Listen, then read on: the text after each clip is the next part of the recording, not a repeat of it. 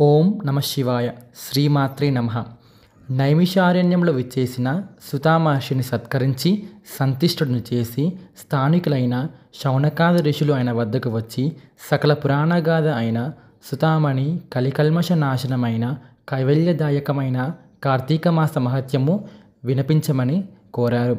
వారి కోరికను మన్నించి వ్యాస శిష్యుడు అయిన సుతామహర్షి ఇలా చెప్పారు. మా గురువుగారైన భగవాన్ వేదవ్యాస మహర్షుల వారు ఈ కార్తీక మహత్యాన్ని అష్టాదశ పురాణాలలోను స్కంద పద్మ పురాణాలను రెండిటిలోనూ తెలియజేసి ఉన్నారు.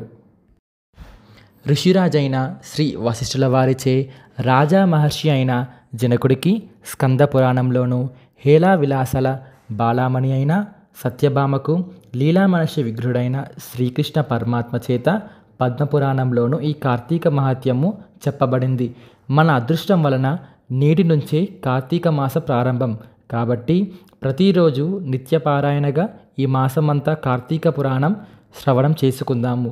ముందుగా స్కంద పురాణంలోని వశిష్ఠ మహర్షిచే కార్తీక మహత్యాన్ని వినిపిస్తాను, వినండి అని చెప్పడం మొదలుపెట్టాడు. పూర్వం ఒకసారి సిద్ధాశ్రమంలో జరుగుతున్న యాగానికి అవసరమైన ద్రవ్యాల కోసం వశిష్ఠ మహర్షి జనక మహారాజు ఇంటికి వెళ్ళాడు. జనకునిచే మర్యాదలు అందుకొని తాను వచ్చిన విషయాన్ని ప్రస్తావించాడు.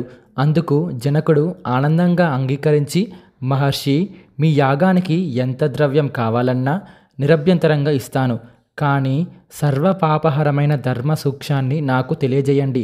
సంవత్సరంలో సర్వ మాసాలు కంటే కార్తీక మాసం అత్యంత మహిమాన్వితమైనది చెప్తూ ఉంటారు కదా, ఆ నెలకి అంతటి ప్రాముఖ్యత ఎలా కలిగింది అని అడిగాడు. దానికి వశిష్ఠుడు ఇలా చెప్పాడు.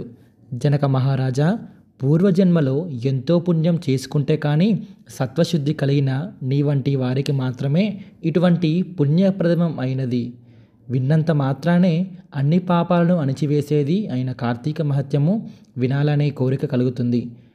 విశ్వశ్రేయస్సును దృష్టిలో ఉంచుకొని నీవు అడిగిన సంగతులను చెబుతాను, విను. కార్తీక మాసంలో సూర్యుడు తులా సంక్రమణంలో ఉండగా సహోదయంతో ఆచరించే స్నానం, దానం, జప, పూజలు విశేష ఫలితాలు ఇస్తాయని తెలుసుకో. ఈ కార్తీక వ్రతాన్ని తులా సంక్రమణాదిగా కానీ శుద్ధ పాడ్యం నుంచి కానీ ప్రారంభించాలి.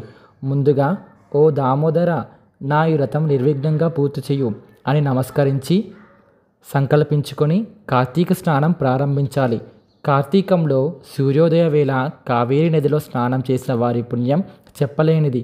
సూర్యుడు తులారాశిలో ప్రవేశించగానే గంగానది ద్రవరూపం ధరించి సమస్త నది జలాల్లో చేరుతుంది.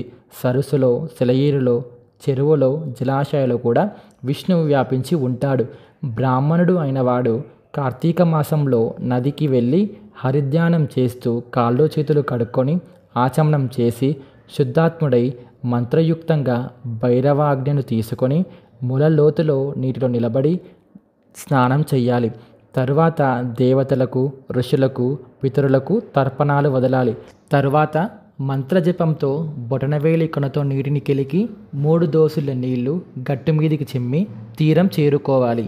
చేరగానే కట్టుబట్ట కొనలో పిండాలి. దీన్నే యక్షతర్పణం అంటారు. తర్వాత ఒళ్ళు తుడుచుకొని పొడివి మడివి తెల్ల బట్టలు వేసుకొని హరిస్మరణ చెయ్యాలి. గోపీచందనంతో 12 ఉండ్రాలు ధరించి సంధ్యావందనం, గాయత్రి జపం ఆచరించాలి. ఆ తరువాత ఉపాసన చేసి బ్రహ్మయజ్ఞం ఆచరించి తన తోటలో నుంచి ఒక చక్కటి పువ్వులను తెచ్చి శంఖచక్రధారి అయిన విష్ణువును సాలగ్రామంలో భక్తిగా షోడశ ఉపచారాలతో పూజించాలి. అటు తర్వాత కార్తీక పురాణం చదవటం కానీ వినటం కానీ చెయ్యాలి. ఇంటికి చేరి దేవతార్చన చేసి భోజనం చేసి ఆచమనం చేసి తిరిగి పురాణ కాలక్షేపం చెయ్యాలి. సాయంకాలం అవ్వగానే ఇతర పనులు అన్నీ ముగించుకొని విష్ణు ఆలయంలో కానీ శివాలయంలో కానీ యథాశక్తి దీపాలను పెట్టి అక్కడ స్వామిని ఆరాధించాలి. నివేదించిన తర్వాత శుద్ధమైన మాటలతో వారిని స్తుతించి నమస్కారం చెయ్యాలి.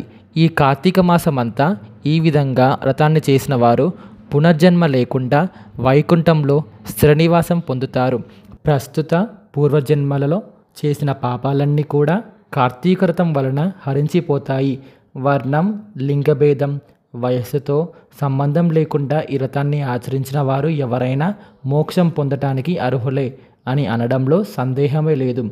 జనకరాజా తనకు తానుగా ఈ వ్రతాన్ని ఆచరించలేకపోయినా ఇతరులు చేస్తుండగా చూసి అసూయ లేకుండా ఆనందించేవాడికి ఆ రోజున చేసిన పాపాలన్నీ విష్ణుకృప అగ్నిలో ఆహుతి అయిపోతాయి. ఓం నమ శివాయ. శ్రీమాత్రే నమః.